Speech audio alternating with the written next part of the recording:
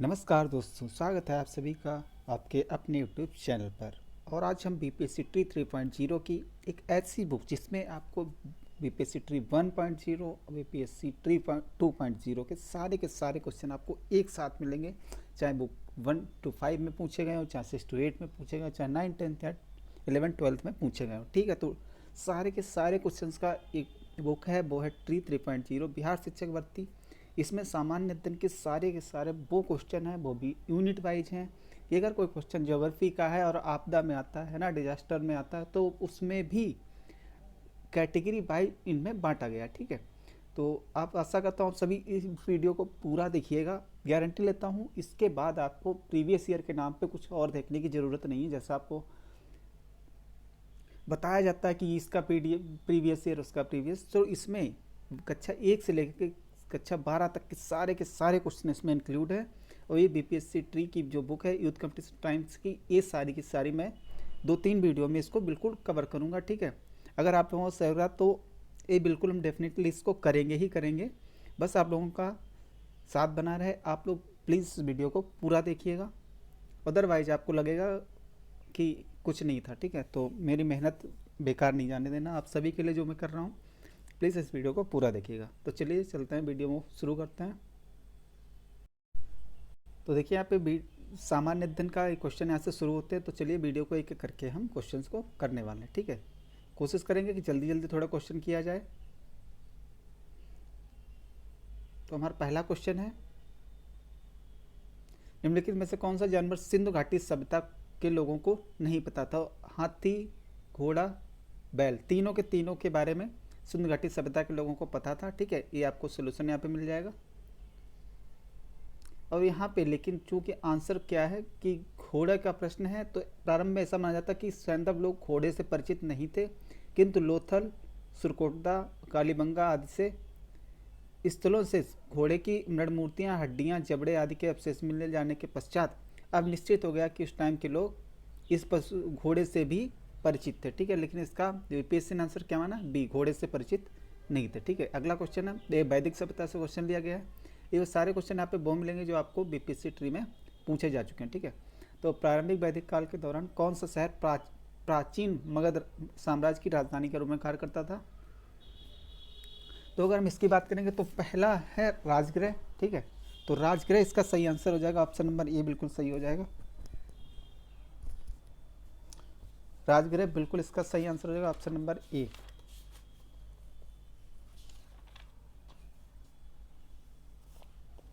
Okay, तो इसकी बात करेंगे तो सबसे पहले पाटलिपुत्र की बात करूँ तो इसको किसने बसाया था? उदयन ने। हरेक वंश का शासक था उदयन, उसने पाटलिपुत्र को बसाया था, अपनी राजधानी बनाया था। ठीक, अगर हम वैशाली की बात करेंगे तो वैशाली को राजधानी किसने बनाया था? शिशुनाग ने क्या था? वैशाली को अपनी राजधानी बनाया था। ठीक है, तो सबसे पहले क्या था? राजगृह। इसका और क्या नाम है? इसके नाम और भी हैं, कई सारे नाम है इसके। कुसुमपुर है ना, राजगृह से अपनी राजधानी। ठीक है, तो कुसुमपुर, पाटलिपुत्र के अन्य नाम है। तो आइए देखते हैं सोल्यूशन को। प्रारंभिक वैदिक काल के दौरान राजगृह शहर सबसे प्राचीन मगध साम्राज्य की राजधानी के रूप में कार्य करता था। मगध साम्राज्य में आधुनिक पटना, ठीक है, और तथा शाहबाद का कुछ हिस्सा पड़ता था। तो हरेक वंश का शासक था बिंबिसार, और अजात शत्रु के समय यही राजधानी थी, राजगृह यानी राजगीर। ठीक है, किंतु उदयन ने क्या किया? राजगृह से राजधानी अपनी कहाँ बनाई? राजगृह से अपनी राजधानी पाटलिपुत्र या कुसुमपुर स्थानांतरित कर दी। तो पाटलिपुत्र की स्थापना करी उदयन ने ही इसको अपनी राजधानी बना लिया। ठीक है, तो उसके बाद क्या हुआ? शिशुनाग वंश के शिशुनाग ने पाटलिपुत्र से राजधानी स्थानांतरित करके क्या बनाई? वैशाली को अपनी राजधानी बनाया। आपको पता है कि हरेक वंश के बाद शिशुनाग वंश आया, तो शिशुनाग वंश ने क्या किया? पाटलिपुत्र से अपनी वैशाली राजधानी बना लिया। किंतु कालांतर में कालाशोक जब आया तो उसने पुनः पाटलिपुत्र को अपनी राजधानी बना ली। ठीक है, तो इसका सही आंसर ऑप्शन नंबर ए हो जाता है। चलते हैं अगले क्वेश्चन पे।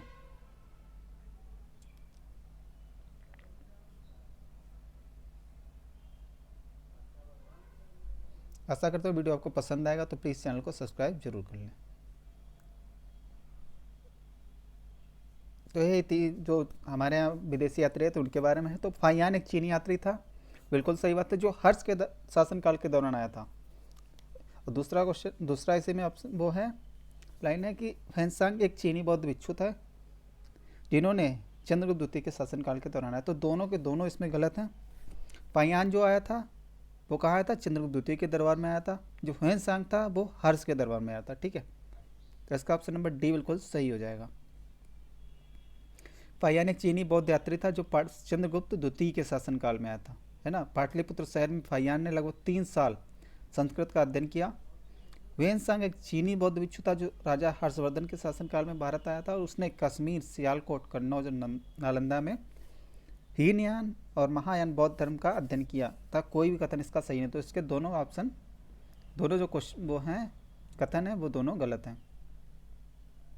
अगला है बोधिसत्व पद्मपाणि की पेंटिंग स्थित है, तो कहाँ स्थित है, अजंता में। ऑप्शन नंबर सी बिल्कुल इसका सही हो जाता है। ठीक है, जो पद्मपाणि, बोधिसत्व पद्मपाणि की पेंटिंग अजंता की गुफा में स्थित है। संस्कृत में पद्मपाणि का शाब्दिक अर्थ है कमल धारण करने वाला। ठीक है, तो बादामी की गुफाएं कहाँ हैं, कर्नाटक के उत्तरी भाग में है, और एलोरा की गुफाएं कहाँ हैं, महाराष्ट्र में। ठीक है, चलते हैं हमने अगले क्वेश्चन पे। अगला क्वेश्चन है भारतीय कला में स्तूप, चैत्य और विहार का निर्माण निम्नलिखित में से किससे संबंधित है, तो ये बौद्ध धर्म से संबंधित है। ठीक है, तो बिहार जहाँ छात्र रहते हैं, और स्तूप क्या होता है, जहाँ इनके जो महात्मा बुद्ध थे उनके जो अवशेष थे उनको संरक्षित है, उनको यहाँ पे पूजा पाठ होता है। ठीक है, तो स्तूप है। और चैत्य क्या है वो भी आइए देखते हैं पूरे इसकी सोल्यूशन में। स्तूप, चैत्य, बिहार का निर्माण बौद्ध धर्म संबंधित। ठीक है, तो शुरुआती बौद्ध धर्म के धार्मिक वास्तुकला से निम्न प्रकार के ढांचे पर मठ, अवशेष, चैत्य जहाँ मंदिर या प्रार्थना कक्ष, ठीक है, एवं स्तंभ। तो चैत्य बौद्ध पूजा स्थल है, बिहार भिक्षुओं का निवास स्थल है, स्तूपों का निर्माण गौतम बुद्ध के अवशेषों की पूजा व सुरक्षा की। ठीक है, तो बौद्ध मठ का तात्पर्य उस जगह से जहाँ बौद्ध धर्म के गुरु अपने शिष्यों को शिक्षा देते थे। ठीक है, तो बौद्ध मठ वो होते थे। चैत्य क्या होते थे, जहाँ पे प्रार्थना की जाती थी। ठीक है, आशा करता हूँ वीडियो आपको पसंद आ रहा होगा। आपको बीपीएससी ट्री के सारे क्वेश्चन आपको देखने मिल रहे हैं, आप देख सकते हैं। ये बीपीएससी ट्री पेपर 3 में पूछा गया। ठीक है, मगध एवं अंग के मैदान निम्नलिखित में से किसमें स्थित है, तो बिल्कुल आपसे 20 का सही हो जाता है। कौटिल्य किस स्थान में राजनीति विज्ञान और अर्थशास्त्र के प्राध्यापक थे, तो ये कहाँ थे, तक्षशिला विश्वविद्यालय। और किसके समय थे, चंद्रगुप्त मौर्य को इन्होंने ही मगध का राजा बनवाया था। ठीक है, अगला क्वेश्चन, चीनी स्रोत के अनुसार श्रीलंका के शासक मेघवर्मन ने गया में बौद्ध मंदिर बनाने की अनुमति के लिए निम्नलिखित में से किस गुप्त राजा के पास एक मिशनरी भेजा था, तो इसका सही आंसर हो जाता है समुद्रगुप्त। Option number B. ये सारे चूंकि पूछे हुए क्वेश्चन है तो हो सकता है अगर आप अलग अलग स्टेप की होंगी ना, कोई 1 to 5 का होगा, 6 to 8 का होगा, 9, 10, 11, 12 का होगा, तो कहीं ना कहीं आगे पीछे इसको करके वो फिर से पूछ सकते हैं। ठीक है, तो इस वीडियो को पूरा देखिएगा। अगला क्वेश्चन है,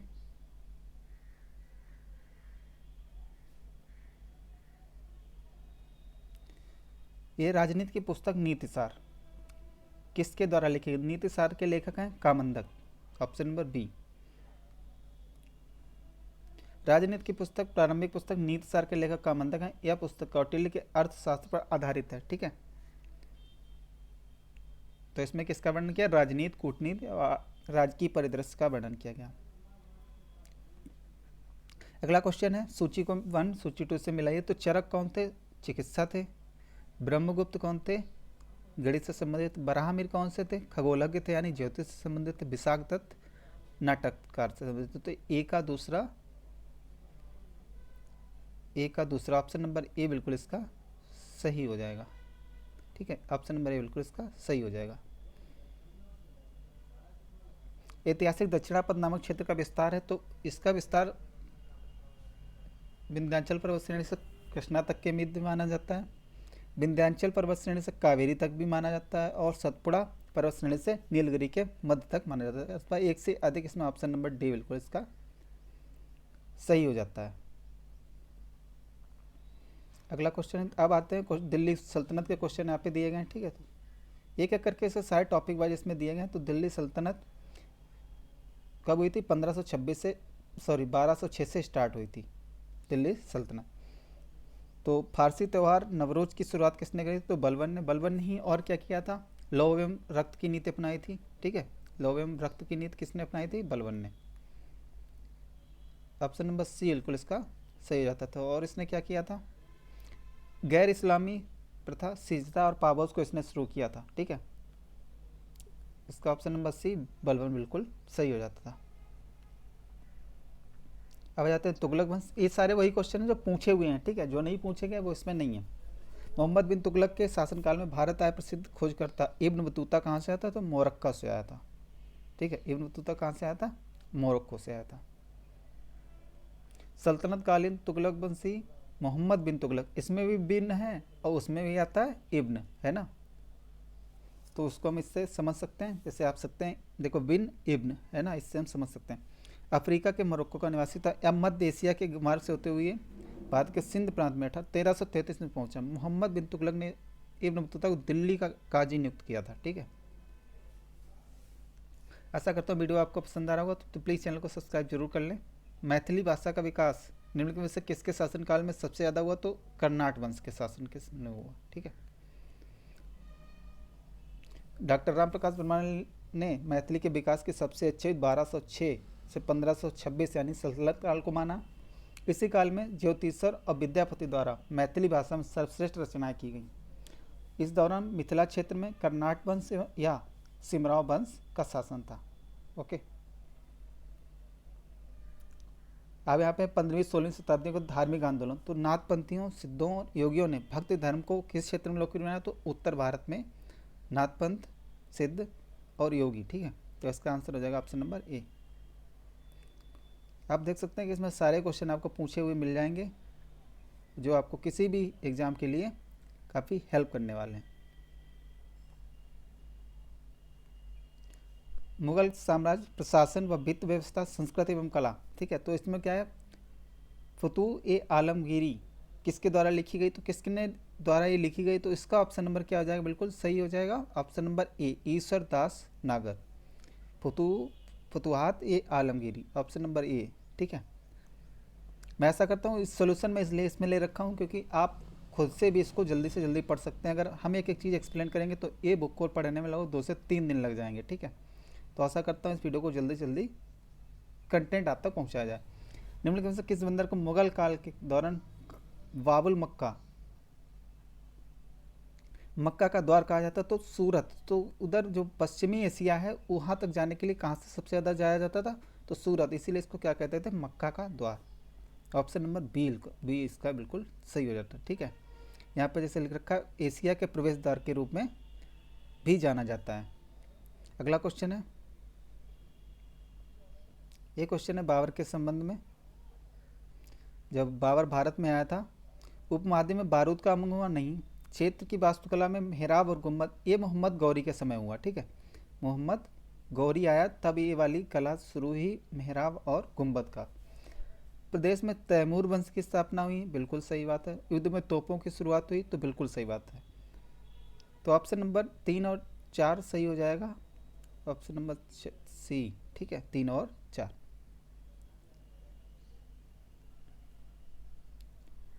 मराठा और संघ राज्य। ठीक है, तो अष्ट प्रधान मंत्रिपरिषद थी किसके समय में थी? मराठा प्रशासन के समय में, ऑप्शन नंबर सी। मराठा शासन में शिवाजी की सहायता और परामर्श के लिए 8 मंत्रियों की परिषद थी, अष्ट प्रधान परिषद कहा जाता था। ठीक है, तो इसको आप पढ़ते जाइएगा जल्दी जल्दी। लेकिन शिवाजी के मंत्रियों से परामर्श लेने के लिए बाध्य नहीं था। शिवाजी ने किसी भी मंत्री के पद को आनुवंशिक नहीं बनाया। ठीक है, तो आनुवंशिक पद नहीं बनाया था। ये सारे उनके अष्ट प्रधान हैं, 8 के 8। कौन थे? तो विदेश मंत्री कौन होता था? सुमंत विदेश मंत्री होता था। पंडित आप नाम से देख रहे हैं तो धार्मिक काम देखता था। न्यायाधीश मुख्य न्यायाधीश होता, सेनापति सरे नौबत होता था। सचिव पत्र व्यवहार देखता था। पेशवा जो होता था प्रधानमंत्री होता था। अमात्य कौन होता है? वित्त एवं राजस्व मंत्री। ठीक है, तो ये सब आपको रिवीजन के तौर पे आपको हेल्प करेगा। ठीक है, मुगल काल का पतन और स्वायत्त राज्यों का उदय कैसे हुआ? तो बक्सर की लड़ाई के बाद किस संधि पर हस्ताक्षर हुए? तो इलाहाबाद की संधि हुई 1665 में। ठीक है, रॉबर्ट क्लाइव और सुजाउद्दौला। तो ये युद्ध बड़ा ही निर्णायक रहा, क्योंकि इसमें केवल मुगल सम्राट ने 26 लाख रुपए वार्षिक भुगतान के बदले ईस्ट इंडिया कंपनी को बंगाल, बिहार और उड़ीसा की दीवानी दे दी। ठीक है, तो ये क्वेश्चन काफ़ी इंपॉर्टेंट है क्योंकि ये बिहार से जुड़ा हुआ है। बक्सर की लड़ाई के बाद रॉबर्ट क्लाइव ने मुगल सम्राट सालन द्वितीय और अवध के नवाब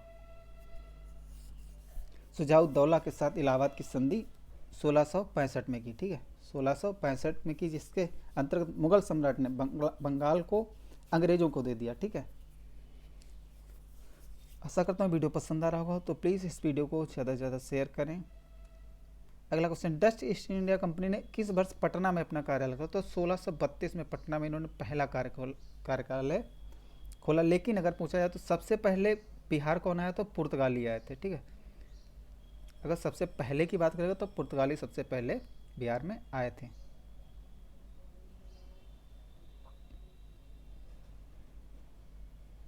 डच ईस्ट इंडिया कंपनी 1632 में पटना में अपना कारखाना, जो अब पटना कलेक्ट्रेट के रूप में जाना जाता है। पुर्तगाली बिहार में प्रवेश करने वाले पहले यूरोपीय थे। ठीक है, तो पुर्तगाली करते थे मसालों और कपड़ों का व्यापार करते थे। अब आते हैं ब्रिटिश शासन का भारतीय अर्थव्यवस्था पर प्रभाव।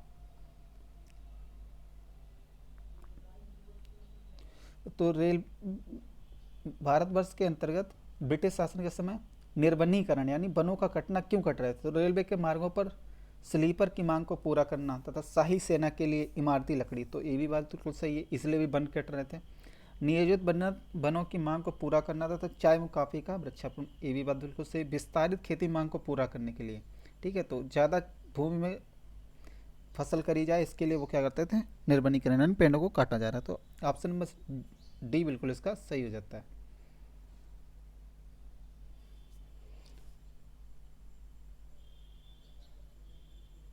सॉरी, यहाँ पे मैंने इसको एक्सप्लेन गलत कर दिया है, क्योंकि मैंने इस बुक को भी पढ़ा नहीं, लेकिन मैं आप सभी के लिए लेके आया हूँ। ठीक है, तो ऑप्शन नंबर सी बिल्कुल इसका सही है। विस्तारित खेती को मांग को, ये एक्चुअली इसमें मुख्य रीजन पूछा है, तो मुख्य रीजन क्या था? विस्तारित खेती की मांग को पूरा करने के लिए भूमि को उन्नत करना। ठीक है, तो ऑप्शन नंबर सी इसका बिल्कुल सही होता है। आप सोल्यूशन पढ़ लीजिएगा, आपको कहीं पे अगर मुझसे गलती हो जाए तो उसके लिए आपको सोल्यूशन नीचे मिल जाएगा। आगे था 1857 का विद्रोह हम पढ़ेंगे, ये सबसे इंपॉर्टेंट है। किस स्थिति को रानी विक्टोरिया की घोषणा जारी की? तो 1 नवंबर 1858 को किसने करी थी? कैनिंग ने इसको पढ़ा था। कहाँ पढ़ा था? इलाहाबाद में। ठीक है, तो ऑप्शन नंबर सी इसका बिल्कुल सही हो जाता है। ठीक है, आप इसको पढ़ते जाइएगा, आपको मिल जाएगा। 15 सदस्यीय इंडिया काउंसिल की स्थापना की गई। 8 सदस्य ब्रिटिश सरकार तथा 7 सदस्य कोर्ट ऑफ डायरेक्टर्स के द्वारा नियुक्त किए गए। ठीक है, तो इससे हुआ क्या? जब 1858 में ये घोषणा हुई कि किसने पढ़ा? कैनिंग ने पढ़ा। उद्घोषणा में भारत में कंपनी का शासन समाप्त कर दिया गया। भारत का शासन सीधे क्राउन के अधीन कर दिया गया, यानी सीधे ब्रिटेन के। किसने रानी लक्ष्मीबाई को ग्वालियर पर अधिकार करने में सहायता की थी? तो इसका आंसर क्या होगा? अफगान।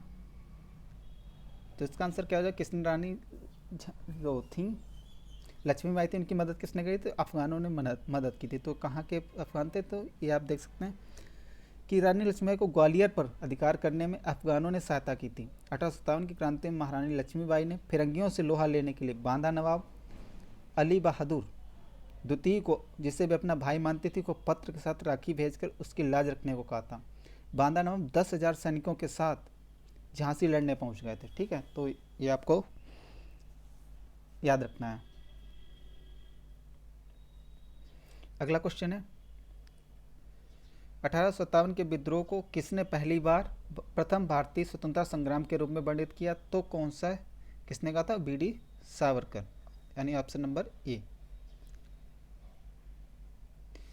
एक्चुअली इसका जो हिंदी रूपांतरण है, the book the Indian warfare of independence. ठीक है, तो इसी का हिंदी जब अर्थ निकालते हैं तो ये हो जाता है प्रथम भारतीय स्वतंत्रता संग्राम। ठीक है, तो उसी को किसने लिखा था? बी.डी. सावरकर ने लिखा था। अगला क्वेश्चन है, 1857 की विफलता के निर्णय से कौन से कारण? तो अंग्रेजों की सैन्य बहुत उनके पास ताकत थी। हाँ, बिल्कुल सही बात है। विद्रोहियों के पास कोई एकीकृत कार्यक्रम नहीं था, तो यानी सब अलग अलग, एक ही विचारधारा नहीं थी। हाँ, ये भी बात बिल्कुल सही है। समाज के सभी वर्गों से समर्थन का अभाव, यानी एक साथ सभी वर्ग नहीं जुड़े थे, है ना, बहुत सारे वर्ग अलग अलग ये यहाँ पे कुछ को यहाँ पे दिए हैं, रीजन्स दिए हैं, उसको आप पढ़िएगा। अंग्रेजी की सैन्य श्रेष्ठता, ठीक है, एकीकृत कार्यक्रम नहीं था, समाज के सभी वर्गों का अभाव था, है ना, सभी का समर्थन नहीं होता, साधनों का अभाव था, क्रांति देशव्यापी प्रसार नहीं हो पा रहा था। ठीक है, चलते हैं अगले क्वेश्चन पे अपने। तो वही क्वेश्चन रिपीट है। 1857 के विद्रोह को इसने प्रथम स्वतंत्रता संग्राम कहा था, तो बी.डी. सावरकर। 18 मई 1883 को नासिक महाराष्ट्र में जन्म हुआ। तो 28 मई को क्या हुआ था, आपकी जो नई संसद बनी है ना, द सेंट्रल विस्टा प्रोजेक्ट, उसके जो उद्घाटन हुआ मोदी जी ने किया था, वो भी 28 मई को किया गया था। ठीक है, किस सैन्य अधिकारी जनरल ने झांसी की रानी को यह कहते हुए श्रद्धांजलि दी थी कि यहाँ हुआ और सोइए जो विद्रोहियों से एक विद्रोहियों में एकमात्र मर्द थी, तो किसने कहा था, हीरोज। एक्चुअली हीरोज को ही उस विद्रोह को दबाने के लिए भेजा गया था, तो जनरल हीरोज ही ने ही ये बात कही थी। ठीक है, तो उनकी मौत कब हुई थी, 17 जून 1858। चलते हैं आगे और आंदोलन के बारे में देखते हैं। तो इस आंदोलन से ही क्वेश्चन सबसे ज़्यादा आते हैं। बंकिम चंद्र चटर्जी का उपन्यास आनंद मठ में किस विद्रोह का उल्लेख है, तो सन्यासी विद्रोह का उल्लेख है। ठीक है, तो सन्यासी विद्रोह कब हुआ था, इसके बारे में आइए देखते हैं। बंकिम चंद्र चटर्जी के उपन्यास आनंद मठ में सन्यासी विद्रोह का उल्लेख है। आनंद मठ की कहानी 1772 में पूर्णिया, दानापुर और तिरहुत में अंग्रेज और तथा स्थानीय मुस्लिम राजा के खिलाफ विद्रोह पर आधारित है। यह बांग्ला भाषा का एक उपन्यास है। इसका प्रकाशन कब हुआ, 1882 में, यानी ठीक है, तो पूर्णिया, दानापुर और तिरहुत में ये आंदोलन चला था। ठीक है, तो सन्यासी विद्रोह पर आधारित है इन किसकी पुस्तक, बंकिम चंद्र चटर्जी की आनंद मठ। अगला क्वेश्चन है, 1817 में कलकत्ता में हिंदू कॉलेज की स्थापना किसने करी थी, तो इसमें करी थी राजा राम मोहन राय थे। ठीक है, और कौन था, David Hare. Option number B बिल्कुल इसका सही हो जाएगा। ठीक है, 1817 में कलकत्ता में हिंदू कॉलेज की स्थापना राजा राम मोहन राय, ठीक है, एवं डेविड हेयर ने की थी। हिंदू कॉलेज वर्तमान में प्रेसिडेंसी विश्वविद्यालय के रूप में जाना जाता है। अगला क्वेश्चन है, वुड के घोषणा पत्र पर 1854 के प्रेषण में संबंध में निम्नलिखित से कथनों पर विचार कीजिए। इसने उच्च अध्ययन के लिए अंग्रेजी शिक्षा को माध्यम बनाया, बिल्कुल सही बात है। इसने महिला शिक्षा और व्यावसायिक प्रशिक्षण पर बल दिया, हाँ, तो इसके शिक्षक प्रशिक्षण पर इन्होंने बल दिया। दोनों ही ऑप्शन बिल्कुल सही हैं, ऑप्शन नंबर सी। तो क्या क्या इन्होंने सुझाव दिए थे, ये भी आपको, प्रत्येक प्रांत में एक लोक शिक्षा विभाग की स्थापना हो, तो ये भी बात उन्होंने कही थी। अगला क्वेश्चन है, द व्हील्स ऑफ हिस्ट्री नामक पुस्तक किसके द्वारा लिखी गई, तो ये किसने लिखी थी, doctor Ram Manohar Lohia. The wheels of history, doctor Ram Manohar Lohia. Gita Rahasya किसने लिखी थी, लोकमान्य बाल गंगाधर तिलक। पिजन डायरी 1975, तो जयप्रकाश नारायण। ये चीज़ें आपको याद रखनी है। ठीक है, अगला क्वेश्चन है, अबुल कलाम आज़ाद किस पत्रिका को संपादित किया, तो किसने किया, किसको किया था, अल हिलाल। ठीक है, जमींदार को किसने किया था, ये देखते नीचे, अल हिलाल अबुल कलाम आज़ाद।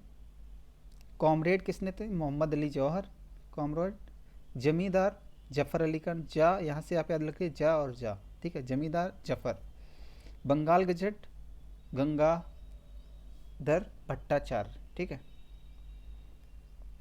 अगला क्वेश्चन है, द इंडियन नेशन का प्रकाशन कब हुआ था, तो 1931 में द इंडियन नेशन का प्रकाशन शुरू हुआ।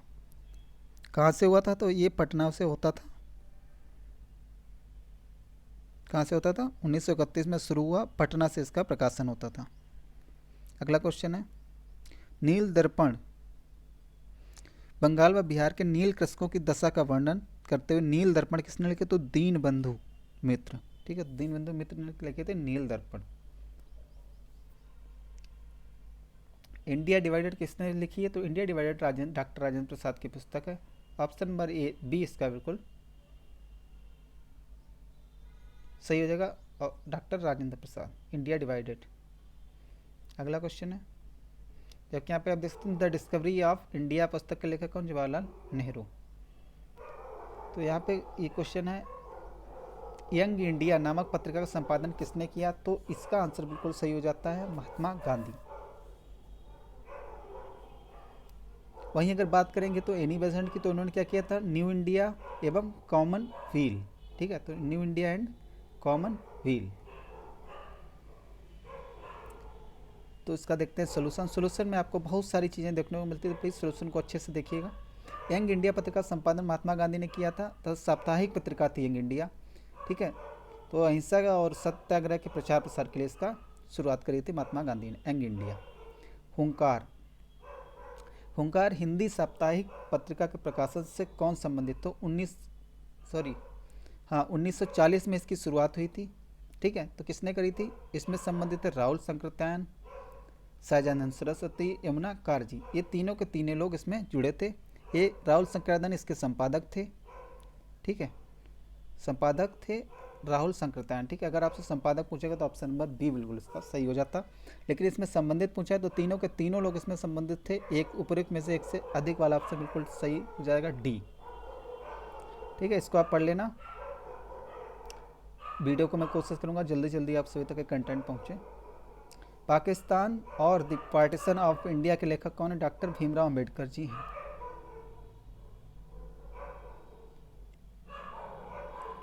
अब देखते हैं वर्नाकुलर प्रेस एक्ट 1878।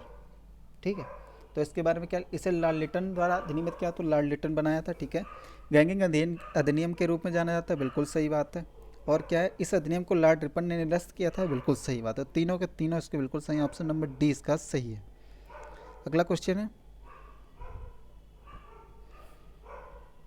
इसका जो वर्नाकुलर प्रेस एक्ट था, इसमें क्या करना था, इसने जो गैर अंग्रेजी स्थानीय प्रेस जो थी और जो गैर अंग्रेजी समाचार पत्र थे उनको इन्होंने क्या कंट्रोल करने की इसमें कोशिश करी थी। ठीक है, biography of Kunwar Singh and Amar Singh, Amar Singh और कुंवर सिंह कौन थे, भाई भाई थे।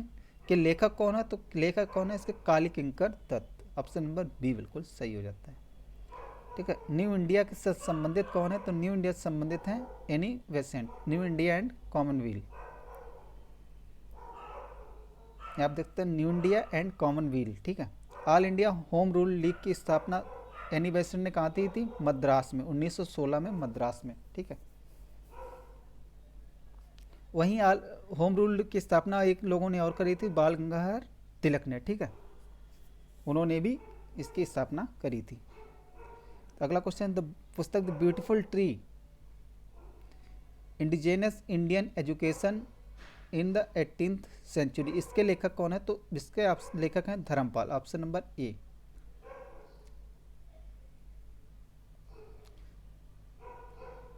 The beautiful tree indigenous Indian education in 18th century पुस्तक को धर्मपाल ने लिखा है। ठीक है, तो धर्मपाल कौन थे, एक इतिहासकार थे, एक राजनीतिक दार्शनिक थे। धर्मपाल 1922 में उत्तर प्रदेश के मुजफ्फरनगर जिले में पैदा हुए थे। ठीक है, अगला क्वेश्चन है, मॉन्टेस्क्यू ने सरकार के अंतर्गत विधायिका, कार्यपालिका और न्यायपालिका के मध्य शक्तियों का विभाजन किस पुस्तक में है, तो आप सभी को पता है कि ये सारी चीज़ें सबकी पावर अलग है, कोई भी एक दूसरे का में इंटरफेयर नहीं करता है। तो इसका सही आंसर है option number A, the spirit of the laws. ठीक है, चूँकि ये तीनों पुस्तक हैं लेकिन इसमें जो अलग अलग शक्तियों का विभाजन किया गया था the spirit of the laws में किया गया था। और माई थॉट्स लेटर्स पर्सेनेज, ये भी उनकी पुस्तक है। ठीक है, मॉन्टेस्क्यू के, फ्रांस के लेखक हैं। महात्मा गांधी एंड बिहार के लेखक कौन है, तो डॉक्टर राजेंद्र प्रसाद।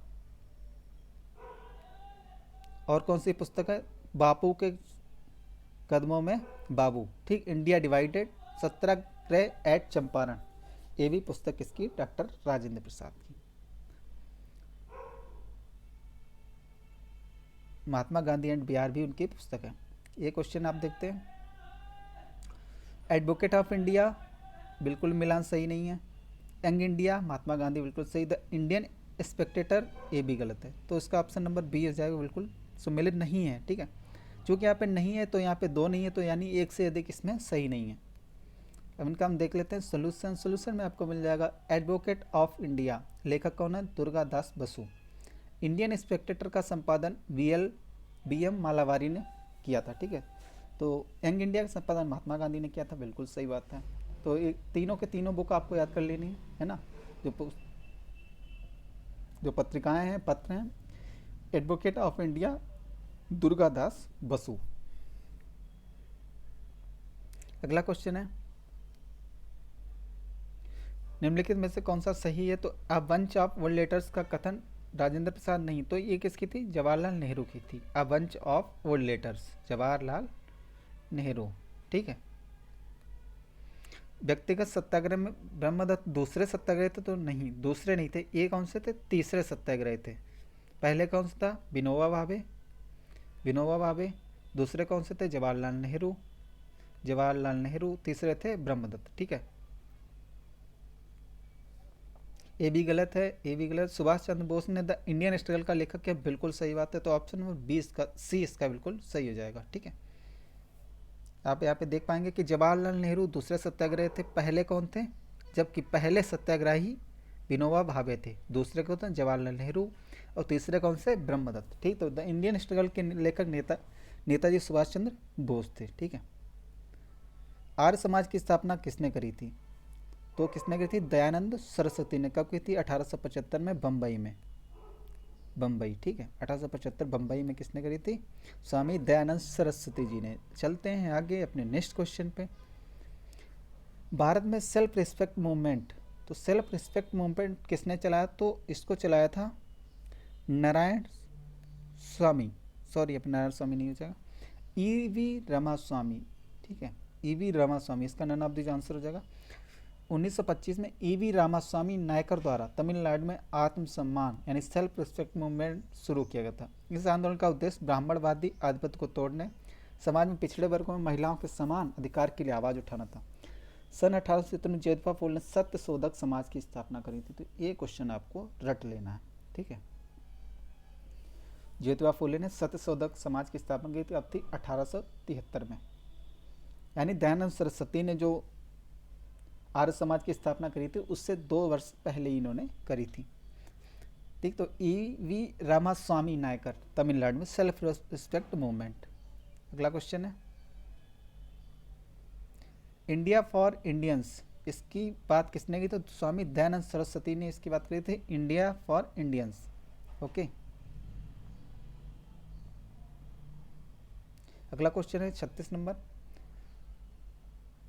कौन सा सही पूछा है, तो राजा राम मोहन राय नवीन शिक्षा के अग्रणी थे, तो बिल्कुल सही बात है। स्वामी दयानंद भारतीयों के लिए, बिल्कुल सही बात है। विवेकानंद ने विश्व धर्म संसद में भाग लिया, तो बिल्कुल 1893 में, है ना। तो इन्होंने क्या किया था, वहाँ पे भाग लिया था, शिकागो में सम्मेलन हुआ था, विश्व हिंदू। आइए देखते हैं इसको। राजा राम मोहन राय को भारत में नवजागरण का अग्रदूत माना गया है, वे नवीन शिक्षा के अग्रदूत रहे हैं, बिल्कुल सही बात है। डेविड हेयर के सहयोग से हिंदू कॉलेज 1817 में एवं वेदांत कॉलेज 1925 कलकत्ता, ठीक है। तो कलकत्ता में वेदांत कॉलेज की स्थापना करी थी राजा राम मोहन राय ने, ठीक है। स्वामी दयानंद सरस्वती ने आर्य समाज की स्थापना की। स्वदेशी व हिंदी का समर्थन करने वाला यह पहला संगठन था। इसका मानना था कि भारत भारतीयों के लिए है। स्वामी विवेकानंद ने रामकृष्ण मिशन की स्थापना 1857 में की थी, ठीक। कलकत्ता में इन्होंने भी की थी। तो 1893 में इन्होंने क्या किया, अमेरिका के शिकागो शहर में आयोजित विश्व धर्म सम्मेलन में भारत का नेतृत्व किया था। अगला क्वेश्चन है, पंजाब में कूका आंदोलन किससे संबंधित था, तो कूका आंदोलन था, ऑप्शन नंबर सी बिल्कुल सही हो जाएगा, सॉरी यहाँ पे ऑप्शन नंबर ए बिल्कुल हो जाएगा सही। सिख धर्म में से धार्मिक सुधार से संबंधित था, सिख धर्म को परिष्कृत करना था, ठीक है। तो ऑप्शन नंबर ए बिल्कुल सही हो जाएगा, कूका आंदोलन। तो किसने इसका नेतृत्व किया था, तो सतगुरु राम सिंह जी ने 12 अप्रैल 1872 को कूका आंदोलन शुरू किया, ठीक है। तो 1872 में इसका आंदोलन शुरू हुआ था, कूका आंदोलन 1872 सतगुरु राम सिंह ने किया था, ठीक है, पंजाब में। नव भारत का पैगंबर किसे कहा जाता है, तो कहा जाता है राजा राम मोहन राय को। ऑप्शन नंबर ए बिल्कुल सही हो जाएगा, ठीक है। अगर इनकी बात करें तो राजा राम मोहन राय को नव भारत का पैगंबर कहा जाता है क्योंकि वे भारतीयों में राजनीतिक चेतना उत्पन्न करने वाले व्यक्ति थे। इन उद्देश्यों की पूर्ति के लिए उन्हें 1828 में ब्रह्म समाज तथा उनके अनुयायियों द्वारा 1836 में बंग भाषा प्रशासक सभा नामक संस्थाओं की स्थापना की थी, जो धार्मिक, नैतिक, सामाजिक, राजनीतिक प्रश्नों पर वाद विवाद करती थी। ठीक है, तो 1828 में इन्होंने क्या किया था, ब्रह्म समाज की स्थापना करी थी। ठीक है, चलते हैं आगे नेक्स्ट क्वेश्चन पे। किस वर्ष ऑल इंडिया वुमेन कॉन्फ्रेंस की स्थापना की गई थी? तो ऑप्शन नंबर सी इसका बिल्कुल सही था, ऑप्शन नंबर सी 1927 में all India women's conference, Akhil Bharatiya महिला सम्मेलन। ठीक है, तो इसकी स्थापना हुई थी 1927 में, दिल्ली में स्थित था, गैर सरकारी संगठन था। ठीक है, शिक्षा के महिलाओं में शिक्षा बढ़ावा के लिए इसका शुरू किया था। अब यहाँ पे किसान आंदोलन एवं विद्रोह। ऑल इंडिया किसान सभा के पहले अधिवेशन के अध्यक्ष कौन थे? तो स्वामी सहजानंद सरस्वती थे। कहाँ हुआ था? लखनऊ में हुआ था। लखनऊ में कब हुआ था? 1936। ठीक है, 1936 में यहाँ पे इसकी स्थापना हुई थी, पहला अधिवेशन हुआ था। ठीक है, यहाँ पे अब सारा सोल्यूशन आपको देखने को मिल जाएगा। इसके उद्देश्य क्या थे? जमींदारी उन्मूलन और सभी किराएदारों के लिए अधिकारों की मांग करी गई थी।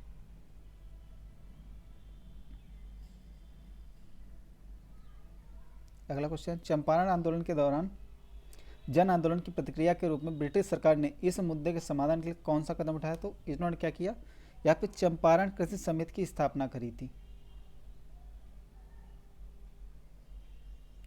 चंपारण आंदोलन के जन आंदोलन की प्रतिक्रिया में ब्रिटिश सरकार ने इस मुद्दे के समाधान के लिए क्या किया? चंपारण कृषि जांच समिति की स्थापना करी। ठीक है, ये आपको पता होना चाहिए। अगला क्वेश्चन है, निम्नलिखित में से किस आंदोलन में महात्मा गांधी ने भूख हड़ताल को हथियार के रूप में सर्वप्रथम प्रयोग किया? तो कहाँ किया था? अहमदाबाद हड़ताल। ठीक है, तो यहाँ जो विवाद था वो लेकर था प्लेग बोनस को लेकर। अहमदाबाद हड़ताल 15 मार्च 1918 आंदोलन के दौरान महात्मा गांधी ने भूख हड़ताल को हथियार के रूप में सर्वप्रथम अपनाया।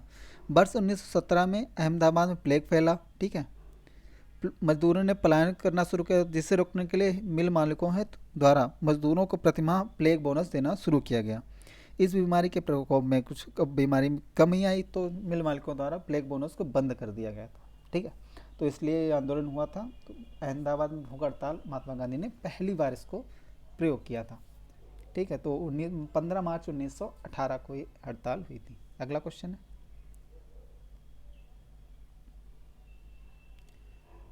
आनंद मठ में आपको बताया था किसका विद्रोह है? तो सन्यासी विद्रोह का वर्णन है, ऑप्शन नंबर ए। अगला क्वेश्चन है,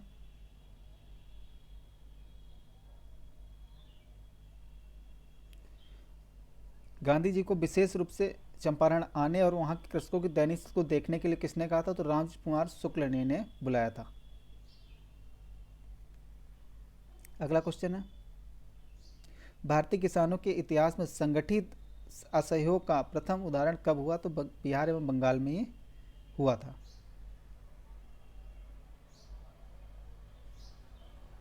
तो इसको क्या कहते हैं? भारतीय किसानों के इतिहास में संगठित असहयोग का प्रथम उदाहरण 1781 में बिहार में हुआ था, यानी बंगाल प्रेसिडेंसी में घटित हुआ था। इस विद्रोह को बिहारी विद्रोह या बंगाल के किसान विद्रोह के नाम से भी जाना जाता है। ठीक है, तो बिहारी विद्रोह या बंगाल के किसान विद्रोह के रूप में इसको जाना जाता था। अगला क्वेश्चन चलते हैं, आंदोलन के नाम है एक तरफ आपको करना है इनका मिलान। तो नील वाला चंपारण में हुआ था, ऑप्शन नंबर बी इसका बिल्कुल सॉरी, यहाँ पे नील वाले को हम चंपारण से मिलाते। खेतीहर यानी खेड़ा, ठीक है, खाका याद रखना आपको। कपास मिल मजदूरों का कहाँ हुआ था? अहमदाबाद। ठीक है, जब असहयोग आंदोलन चला तो चौरी चौरा कांड हुआ था गोरखपुर उत्तर प्रदेश में। ठीक है, तो उसमें आंदोलन को वापस ले लिया गया था। कहाँ हुआ था? 5 फरवरी 1922। ठीक है, 5 फरवरी 1922 को घटना हुई थी, चौरी चौरा घटना, गोरखपुर उत्तर प्रदेश में। तो इसको अगर हम मिलाएं तो हो जाएगा ए का दूसरा ऑप्शन नंबर सी में मिल रहा है। देखते हैं क्या ऑप्शन नंबर सी सही है।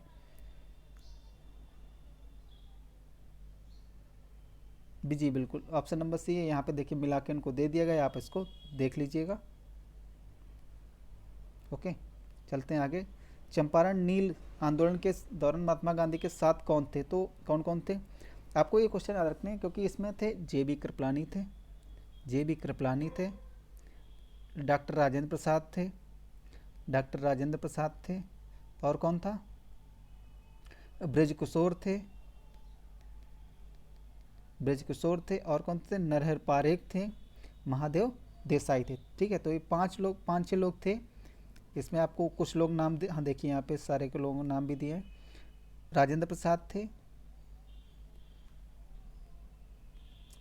प्रसाद, ब्रज किशोर, महादेव देसाई, जे बी कृपलानी, नरहर पारेख, मजहरूल हक भी यहाँ पे थे। ठीक है, अगला क्वेश्चन है, निम्नलिखित आंदोलन में से किसका सरदार वल्लभ भाई पटेल द्वारा नेतृत्व किया गया था, वह सफल रहा था।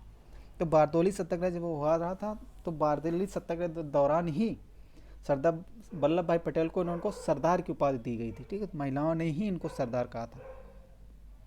आप जब इसको पढ़ेंगे तो पाएंगे कि इस आंदोलन के पश्चात उन्हें सरदार की उपाधि प्रदान की गई थी। ठीक है, और सरदार वल्लभ भाई पटेल ने 1928 में हुआ था, गुजरात के बारदोली में हुआ था। ठीक है, जहाँ प्रांतीय सरकार ने किसानों के लगान में 30% की कर वृद्धि की थी, इसके विरोध में हो रहा था। आशा करता हूँ वीडियो आपको पसंद आ रहा हो। प्लीज़ इस वीडियो को पूरा देखिएगा। आप सभी को सारे के सारे बीपीएससी ट्री 1 और 2 में पूछे गए क्वेश्चन आपको मिल जाएंगे। ठीक है, चाहे वो 1 में पूछेंगे, चाहे कक्षा 1 1 to 5 में पूछेंगे, चाहे वो 11 12 में पूछेंगे। अगला क्वेश्चन है, 1918 के किस महीने में चंपारण कृषि कानून यूरोपीय नील बागान के स्वामी के विरुद्ध पारित हुआ? तो ये हुआ था मार्च में। ऑप्शन नंबर ई आप देख सकते हैं, यहाँ पे आपको मिल जाएगा। 4 मार्च 1918 को प्रथम नील सत्याग्रह शुरू हुआ था। ठीक है, अगला क्वेश्चन है, 1917 में चंपारण सत्याग्रह में महात्मा गांधी जी के जीवन पहले ज्ञात प्रश्न, तो इरविन ने इनको मारने का प्रयास किया था। यहाँ पे आप देखेंगे तो एक रसोइया था जिसको खाने में जहर मिलाना था। ठीक है, तो गांधी जी की लोकप्रियता के कारण चंपारण सत्याग्रह के दौरान उन्हें रोकने के लिए ब्रिटिश बागान प्रबंधक इरविन ने कार्यवाही करने का निर्णय लिया। उसने गांधी जी को रात्रि भोज का निमंत्रण दिया, जिसे गांधी जी ने सहर्ष स्वीकार किया। इरविन ने इस निमंत्रण के पीछे गांधी जी के हत्या का षड्यंत्र रच रखा था। उसने रसोइया बतख मियाँ, उस टाइम जो उन्होंने थी बतख मियाँ नाम के एक रसोइया थे, उन्होंने ही महात्मा गांधी की जान बचाई थी। ठीक है, तो आप देखें कांग्रेस की पूर्ववर्ती संस्थाएं, 1876 में इंडियन एसोसिएशन की स्थापना किसने की? तो इंडियन एसोसिएशन की स्थापना की थी Surendranath Banerjee. Option number C बिल्कुल इसका सही हो जाएगा। अगला क्वेश्चन है, मद्रास महाजन सभा की स्थापना कब हुई थी? तो इसको आइए देखते हैं सोल्यूशन इसका। मद्रास महाजन सभा की स्थापना हुई थी 1884 में। ठीक है, ऑप्शन नंबर ई इसका बिल्कुल सही हो जाएगा। तो इसकी स्थापना किसने? वी.आर. राघवचारी, सुब्रमण्यम अय्यर एवं पी आनंद चार्लू द्वारा किया गया था। इसका मुख्यालय तमिलनाडु में था। जब मद्रास तमिलनाडु में है तो फिर वहीं होगा। ठीक है, इस सभा का उद्देश्य स्थानीय संगठन के कार्यों को समन्वित करना था। ठीक है, उद्देश्य इसका आपको कहीं न कहीं आप जब पढ़ें तो आपको याद आ जाना चाहिए। 1884 मद्रास महाजन सभा। हिंदू मेला किसने संगठित किया था? हिंदू मेला किसने संगठित किया? इसका सही आंसर हो जाएगा ऑप्शन नंबर ये बिल्कुल इसका सही हो जाता है, राजनारायण बोस। ठीक है, हिंदू मेला के बारे में जब आप पढ़ेंगे तो यहाँ पे हो जाएगा। हिंदू मेला एक सामाजिक सांस्कृतिक संस्था थी जिसकी स्थापना 1870 में गणेंद्र नाथ ठाकुर ने द्विजेंद्र नाथ ठाकुर, राजनारायण बोस, नवगोपाल मित्र के साथ मिलकर की थी। ठीक है, हिंदू मेला क्या था? सामाजिक सांस्कृतिक संस्था थी। 1784 में एशियाटिक सोसाइटी ऑफ बंगाल की स्थापना करी तो विलियम जोन्स ने करी थी। ओके, कहाँ करी थी? इन्होंने कलकत्ता के फोर्ट विलियम में की थी। ठीक है, कलकत्ता के फोर्ट विलियम की थी। अगला क्वेश्चन है, भारतीय राष्ट्रीय कांग्रेस। तो भारतीय राष्ट्रीय कांग्रेस का पहला अधिवेशन कहाँ हुआ था? तो पहला अधिवेशन कहाँ हुआ था? बम्बई में हुआ था। इसके अध्यक्ष कौन थे? व्योमेश चंद्र बनर्जी, WC बनर्जी। ठीक है, तो इसके ऑप्शन नंबर बी बिल्कुल इसका सही हो जाएगा। इसको आप देखें तो 28 दिसंबर 1885 की उसकी स्थापना हुई थी। ठीक है, 28 दिसंबर 1885 की स्थापना से ये वो ह्यूम ने इसकी स्थापना करी थी। इसका पहला अधिवेशन 1850 में बम्बई में हुआ था। ठीक है, 86 में दूसरा, तीसरा। ठीक है, बम्बई, कलकत्ता, मद्रास। आप ऐसे कर लें, बम्बई, कलकत्ता और मद्रास। ठीक है, तो बम्बई वाला कौन थे? WC बनर्जी, यहाँ पे दूसरे में थे दादा भाई नौरोजी, और तीसरा में कौन थे, मद्रास में बन गए थे बदरुद्दीन तैयब जी, ठीक है। और चौथा हुआ था इलाहाबाद में, ठीक है, इलाहाबाद में हुआ था, उसके अध्यक्ष कौन थे जॉर्ज यूल, जॉर्ज यूल, ठीक है। ऑप्शन नंबर आपका इसका बिल्कुल हो जाएगा सही, ठीक है। यहाँ पे आप देख सकते हैं बम्बई में पहला इसका अधिवेशन हुआ था। भारतीय राष्ट्रीय कांग्रेस की प्रथम महिला अध्यक्ष कौन थी, तो महिला अध्यक्ष प्रथम थी एनी बेसेंट, 1917 कलकत्ता अधिवेशन, ठीक है, कलकत्ता अधिवेशन 1917। अगला क्वेश्चन है 1912 में पटना में होने वाले भारतीय राष्ट्रीय कांग्रेस के अध्यक्ष कौन थे, तो जब 1912 में हुआ तो इसके अध्यक्ष कौन, आर्यन मुधोलकर। लेकिन अगर यही हम बात करेंगे 10 साल बाद यानी 1922 में जो हुआ था, गया में हुआ था, उसके अध्यक्ष कौन थे, CR दास, चितरंजन दास थे। जब इन्होंने आगे चल कर क्या किया, जनवरी 1923 में क्या किया, स्वराज पार्टी का गठन किया, ठीक है। अगला क्वेश्चन लखनऊ समझौता कब हुआ था, 1916। ऑप्शन नंबर 20 का सही, लखनऊ समझौता क्या हुआ, गरम दल और नरम दल आपस में मिल गए, ठीक है, और जो समझौता हो गया इन दोनों में। और इसके इस टाइम आपसे पूछा जाता है कि इस टाइम इसके अध्यक्ष कौन थे, जो अधिवेशन लखनऊ में हुआ था, अध्यक्ष कौन थे, तो अध्यक्ष थे मजमुआदार, ठीक है, मजमुआदार। आपको देखने को मिल जाएगा, सोल्यूशन में दिया होगा, ठीक है, जो कि यहाँ पे देनी है, लेकिन मजमुआदार थे तो आपको याद रखना है। कांग्रेस और मुस्लिम लीग के संयुक्त में दोनों दलों के बीच, तो किसके किसके बीच समझौता हुआ, कांग्रेस और मुस्लिम लीग के बीच एक समझौता हो गया, ठीक है। आगे चलते हैं अपने नेक्स्ट क्वेश्चन पे। अगला क्वेश्चन है, इस वीडियो को प्लीज़ आप पूरा देखिएगा, सारे के सारे क्वेश्चन आपको कवर मिल जाएंगे। और एक क्योंकि एग्जाम का टाइम बहुत कम बचा है तो गाइस ज़्यादा भटकने की ज़रूरत नहीं है, आप प्रीवियस ईयर कर लो, उसमें इतना सोल्यूशन दिया है कि आपको नेक्स्ट एग्जाम जो होगा उसमें बहुत ज़्यादा मदद मिलने वाली है। तो भारतीय राष्ट्रीय कांग्रेस का गया अधिवेशन कब हुआ था, तो अभी मैंने आपको बताया था 1922 में हुआ था, इसके अध्यक्ष थे CR दास, ओके। अगला क्वेश्चन है, और आपको कोई बुक लेने की ज़रूरत नहीं है, मैंने जो बुक ली है उसी के थ्रू मैं आपको सारा का सारा करवा दूंगा, ठीक है। इसके लिए आपको परेशान होने की बिल्कुल भी ज़रूरत नहीं है। अगर वीडियो आपको पसंद आए तो प्लीज़ कमेंट में ज़रूर बताइएगा। भारतीय राष्ट्रीय कांग्रेस का गया का अधिवेशन दिसंबर 1922 में हुआ था, ठीक है। इसके ज़्यादातर दिसंबर, क्योंकि स्थापना दिसंबर में, तो ज़्यादातर अधिवेशन दिसंबर में ही हुए। इस अधिवेशन में CR दास ने लेजिस्लेटिव काउंसिल में प्रवेश के समर्थन में एक संकल्प प्रस्तुत किया। इन्होंने 1923 में मोतीलाल नेहरू के साथ मिलकर स्वराज पार्टी का गठन किया, ठीक है। अगला क्वेश्चन है 1922 में आयोजित भारतीय राष्ट्रीय गया अधिवेशन के अध्यक्ष कौन थे, चितरंजन दास। देखा आपने BPC ट्री में ही सारे क्वेश्चन कई बार रिपीट हो गए, तो अब चांस पूरा है कि इस बार आपको देखने को मिल जाएंगे। भारतीय राष्ट्रीय कांग्रेस में चंपारण समस्या चर्चा का विषय बना, तो कब हुआ था, आइए देखते हैं इसका सोल्यूशन। तो 1916 कांग्रेस के लखनऊ अधिवेशन 1916 में कौन आया था, राजकुमार शुक्ल आए थे, गांधी जी से मुलाकात करी और नील उत्पादकों की शिकायतें रखी, ठीक है। तो इस पे बात हो गई थी 1916 में ही। भारतीय राष्ट्रीय कांग्रेस के किस अधिवेशन में पहली बार मौलिक अधिकारों से संबंधित प्रस्ताव पारित किया गया, तो मौलिक अधिकारों के संबंध में ऑप्शन नंबर सी, कराची अधिवेशन।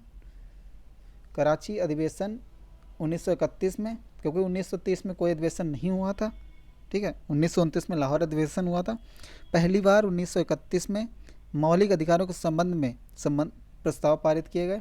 इसके साथ ही राष्ट्रीय आर्थिक कार्यक्रम से संबद्ध प्रस्ताव भी पारित किए गए। इसी अधिवेशन में गांधी जी ने कहा था, गांधी मर सकता है परंतु गांधीवाद हमेशा जिंदा रहेगा। ये टैगलाइन की थी 1931 के कराची अधिवेशन की। तो गांधी मर सकता है परंतु गांधीवाद हमेशा जिंदा रहेगा। कराची अधिवेशन भारतीय राष्ट्रीय कांग्रेस का 45वां अधिवेशन था। कौन सा, 45 नंबर का था। सूरत अधिवेशन 1907 में हुआ था।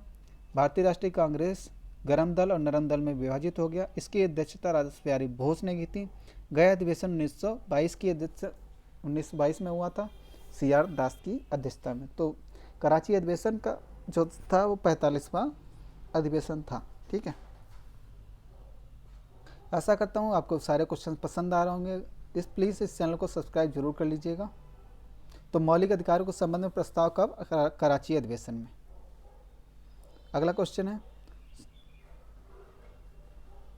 सुरक्षा बालक सिद्धांत के आधार पर भारतीय राष्ट्रीय कांग्रेस की स्थापना ब्रिटिश सरकारों को खतरों से बचाने के लिए थी। तो ये विचार था लाला लाजपत राय का। ठीक है,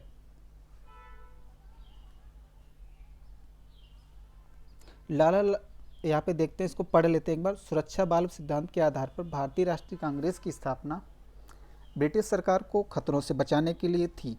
उपयुक्त विचार लाला लाजपत राय था। उन्होंने वर्ष 1916 में अपनी पुस्तक यंग इंडिया में, ठीक है, तो यंग इंडिया सेल्टिव बाल्ब थ्योरी का उपयोग किया और कहा कि यह लॉर्ड डफरिन के दिमाग की उपज है। ठीक है, तो कांग्रेस किसके दिमाग की उपज है? क्योंकि जब भारतीय राष्ट्रीय कांग्रेस की स्थापना हुई तो भारत में जो था लॉर्ड डफरिन था। ठीक है, तो इसीलिए डफरिन की दिमाग की उपज बताया किसने? लाला लाजपत राय ने। अगले क्वेश्चन में चलते हैं। भारतीय राष्ट्रीय कांग्रेस के किस अधिवेशन में पूर्ण स्वराज की मांग की गई? तो लाहौर अधिवेशन। लाहौर अधिवेशन 31 दिसंबर, इसको हम देखते हैं, पूरा सोल्यूशन पढ़ना पड़ेगा। भारतीय राष्ट्रीय कांग्रेस ने लाहौर अधिवेशन 1929 में पूर्ण स्वराज की मांग की थी। ठीक है, 1929 में। और 31 दिसंबर 1929 यानी 1929 का आखिरी दिन जो था, उसी दिन भारतीय राष्ट्रीय कांग्रेस का वार्षिक अधिवेशन तत्कालीन पंजाब प्रांत की राजधानी लाहौर में हुआ था। लाहौर अधिवेशन में हुआ था। ठीक है, ऐतिहासिक अधिवेशन में कांग्रेस ने पूर्ण स्वराज की घोषणा पत्र तैयार किया। पूर्ण स्वराज को कांग्रेस का मुख्य लक्ष्य घोषित किया। जवाहरलाल नेहरू इस अधिवेशन के अध्यक्ष चुने गए। तो लाहौर अधिवेशन 1929 में आपको पता होगा कि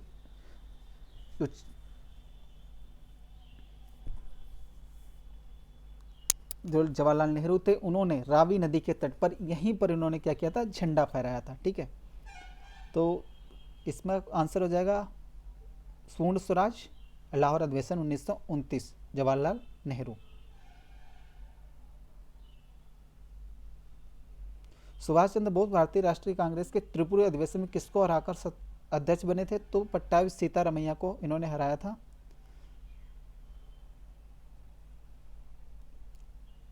इसको एक बार आप सभी लोग पढ़ लेना, क्योंकि है ना, तो इससे कई बार क्वेश्चन बन जाता है। तो सुभाष चंद्र बोस भारतीय राष्ट्रीय कांग्रेस के त्रिपुरी अधिवेशन यानी मध्य प्रदेश अधिवेशन 1939 में। देखो 1938 में हुआ था हरिपुरा अधिवेशन, उसके अध्यक्ष कौन थे? उसके अध्यक्ष भी कौन थे? सुभाष चंद्र बोस थे। दोबारा अगले साल जब फिर से चुनाव हुए, उसमें भारतीय राष्ट्रीय कांग्रेस अध्यक्ष त्रिपुरी अधिवेशन मध्य प्रदेश में जब हुए, तो उसके लिए पट्टाभी सीतारमैया को हराकर अध्यक्ष बने। गांधी जी द्वारा प्रस्तावित उम्मीदवार, तो गांधी जी ने किसको उम्मीदवार बनाया था? पट्टाभी सीतारमैया जी को। तो वो हार गए। संभवतः महात्मा गांधी जी की यह सबसे बड़ी हार थी, किंतु परंतु कांग्रेस कार्यकारिणी में महात्मा गांधी के समर्थकों का बहुत महत्व होने के कारण उन्होंने 1939 में कांग्रेस के अध्यक्ष पद से इस्तीफा दे दिया था। शेष समय के लिए डॉक्टर राजेंद्र प्रसाद को अध्यक्ष बनाया गया था। ठीक है, तो उसी साल जब उनको हराया तो वो उन्होंने इस्तीफा दे दिया। उसके बाद किसको बनाया? डॉक्टर राजेंद्र प्रसाद। अब इसको देखते हैं। प्रथम अखिल भारतीय कांग्रेस समाजवादी सम्मेलन कहाँ हुआ था? अखिल भारतीय कांग्रेस समाजवादी सम्मेलन। इसका आंसर हो जाएगा बिल्कुल सही 1934। प्रथम अखिल भारतीय कांग्रेस समाजवादी सम्मेलन पटना में हुआ था। तो कहाँ हुआ था? पटना में। ठीक है, ऑप्शन नंबर इसका बिल्कुल सही होगा, पटना में हुआ था, 1934 में हुआ था। ठीक है, तो इसके अध्यक्ष कौन थे? आचार्य नरेंद्र देव थे। और इसके महासचिव कौन थे? महासचिव बने थे जयप्रकाश जेपी नारायण। ठीक है, जयप्रकाश नारायण। अखिल भारतीय कांग्रेस समाजवादी सम्मेलन 1934 पटना। अब यहाँ पे देखते हैं बंगाल विभाजन एवं स्वदेशी आंदोलन। बंगाल विभाजन एवं स्वदेशी आंदोलन 16 अक्टूबर 1905 को मनाया गया था। किस शोक दिवस के रूप में इसको मनाया गया था? क्योंकि 16 अक्टूबर 1905 को जो बंगाल विभाजन था वो लागू हो गया था। जब प्रस्ताव पारित तो कब हुआ? तो 20 जुलाई 1905 को प्रस्ताव पारित हुआ। ठीक है, इसके बाद क्या हुआ? 16 अक्टूबर 1905 को ये लागू हो गया। इसी दिन क्या मनाया गया? शोक दिवस मनाया गया। बंगाल विभाजन 16 अक्टूबर 1905 को शोक दिवस के रूप में मनाया गया। इस दिन हिंदू और मुस्लिम ने एक दूसरे को राखी बांधकर अपनी एकता दिखाई थी। बंगाल का विभाजन, बंगाल के पूर्वी भागों को शेष बंगाल से अलग करने का निर्णय लिया। इसकी घोषणा 19 जुलाई 1905 को भारत के वायसराय लॉर्ड कर्जन ने की थी। यह विभाजन 16 अक्टूबर 1905 को लागू किया गया था। ठीक है, तो 19 जुलाई को क्या हुआ? इन्होंने घोषणा हुई थी, 20 जुलाई को प्रस्ताव पारित हुआ था, ठीक है। 19 जुलाई को घोषणा हुई, 20 जुलाई को इसका प्रस्ताव पारित हुआ और 16 अक्टूबर 1905 को लागू हो गया। उसी दिन क्या मनाते हैं, शोक दिवस। अब यहाँ पे यही क्वेश्चन देखिए, फिर उसी ये पूछा गया, पेपर 1 में पूछा गया, ठीक है। अगला क्वेश्चन देखिए, वही हूबहू क्वेश्चन पूछ लिया गया, बंगाल विभाजन कब प्रभावित, तो 16 अक्टूबर 1905 को हुआ। आप देख सकते हैं काफ़ी क्वेश्चन आपको उसी क्वेश्चन पेपर 4 में पूछ लिया गया, तो है ना। तो काफ़ी क्वेश्चंस आपको रिपीटेड मिलेंगे, तो प्लीज़ इस वीडियो को पूरा जरूर देख लेना, आपका सिलेक्शन जरूर हो जाएगा। बंगाल विभाजन 16 अक्टूबर 1905 को लागू हुआ, तो इसकी देखो, इसकी घोषणा यहाँ पे इन्होंने दे रखा है 20 जुलाई 1905 में। यही राइट आंसर है, सही तिथि है कि 20 जुलाई 1905 की इसको घोषणा हुई थी। बंगाल विभाजन राष्ट्रीय एकता पर प्रहार किया और देश में हिंदू मुस्लिम एकता को तोड़ने की कोशिश की। बंगाल विभाजन 1911 में लॉर्ड हार्डिंग के शासनकाल में रद्द कर दिया गया। जब दिल्ली दरबार 1911 में लगा तो क्या किया, बंगाल विभाजन को रद्द कर दिया गया। प्रथम बार संघर्ष के तरीकों में स्वदेशी एवं बहिष्कार भारत में कब अपनाया गया, जब बंगाल विभाजन हुआ 1905 में, ठीक है। तो स्वदेशी आंदोलन और बहिष्कार ये शब्द प्रचलन में आया तो कब आया, बंगाल विभाजन के बाद।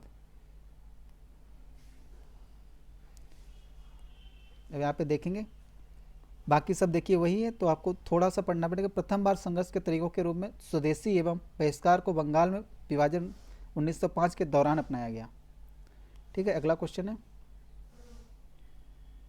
बांग्लार माटी बांग्लार जल के लेखक कौन है, जो मूल रूप से 1905 में कर्जन द्वारा बंगाल विभाजन के खिलाफ एक विरोध गीत था और जिसके लिए पश्चिम बंगाल विधानसभा ने हाल ही में नए राजगान के रूप में प्रस्ताव पारित किया। तो इसके लेखक कौन थे, रविंद्रनाथ टैगोर।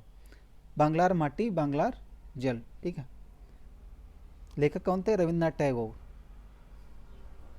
और इसके लिए पश्चिम बंगाल विधानसभा ने हाल ही में नए राज्य के राजगान में के रूप में एक प्रस्ताव पारित किया गया, ठीक है। मुस्लिम लीग एवं होम रूल लीग आंदोलन के बारे में क्वेश्चंस मिलेंगे आपको यहाँ पे, जो कि यहाँ पे इन्होंने टॉपिक वाइज रखे हैं, तो आपको ये भी भटकने की जरूरत नहीं, कौन सा कहाँ से आया, क्या पढ़ें क्या छोड़ें, ठीक है। तो ये सारी चीज़ें आपको मिल जाएंगी इसी में। इसने क्रिप्स मिशन 1942 का प्रस्ताव इस आधार पर कि उसमें पाकिस्तान की मांग को स्वीकार नहीं किया गया। अगला क्वेश्चन है, अगला जो ऑप्शन नंबर बी है, इसमें बेवल योजना 1945 को अस्वीकृत कर दिया क्योंकि उसकी स्वतंत्र पाकिस्तान की मांग को यह कमज़ोर कर सकती है। कैबिनेट मिशन प्रस्तावों को स्वीकार किया गया और 1946 में गांधी कार्यवाही का सहारा लिया गया। तो इसको देखते हैं क्या क्या इसके बारे में सही है, ठीक है। भारत की स्वतंत्रता के प्रति मुस्लिम लीग के दृष्टिकोण में निम्नलिखित में एक से अधिक विकल्प सही है, क्योंकि मुस्लिम लीग को क्रिप्स मिशन के प्रावधानों में मुसलमानों के लिए आत्मनिर्धारण के लिए सिद्धांत पृथक पाकिस्तान की, पहले जो क्रिप्स मिशन आया उसने मुस्लिम लीग की अलग जो पाकिस्तान की मांग थी उसको नहीं माना, इसलिए वह अस्वीकार हो गया। लॉर्ड बेवल ने भारत में गतिरोध को हल करने के लिए ब्रिटिश सरकार के प्रस्तावों को भारत की जनता के सामने प्रसारित किया।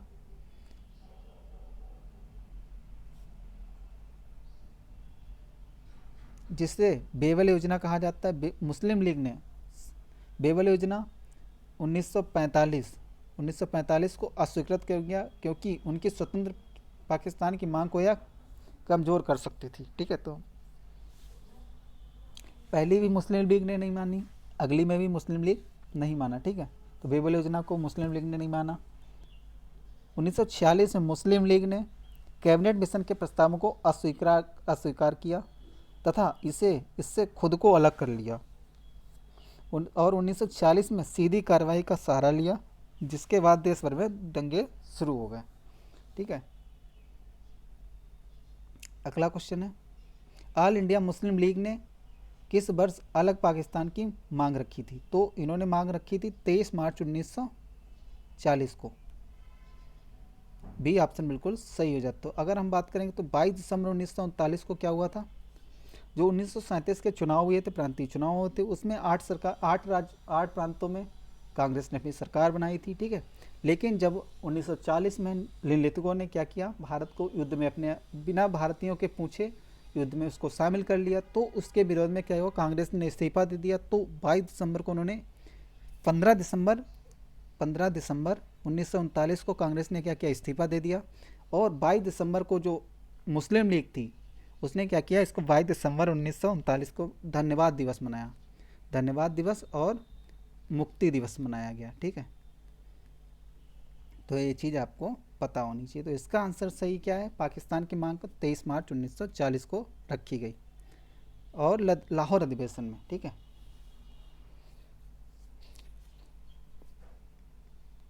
उन्नीस सौ 15 में होम रूल लीग किसने प्रारंभ किया, तो इसकी बात करेंगे तो एनी बेसेंट। ठीक है, जो कि 1915 में नहीं 1916 में शुरू हुआ था, इसीलिए इसका ऑप्शन नंबर ई बिल्कुल सही हो जाता। भारत में होम रूल लीग की शुरुआत किसने किसने करी थी, इसमें दो बार हुआ था। तो भारत में होम रूल आंदोलन की शुरुआत एनी बेसेंट तथा बाल गंगाधर तिलक के नेतृत्व में शुरू किया गया था।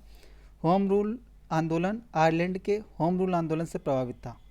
होम रूल आंदोलन के प्रचार प्रसार के तिलक ने पहले किसने किया, अप्रैल में तिलक 1916, और एनी बेसेंट ने सितंबर 1916, एनी बेसेंट सितंबर 1916 में होम रूल लीग की स्थापना करी। तो पहले किसने करी, कभी पूछ लेता है क्रम लगाने को, तो पहले किसने करी, बाल गंगाधर तिलक ने अप्रैल में, सितंबर में किसने करी, एनी बेसेंट ने, लेकिन 1916 में ही दोनों लोगों ने करी थी।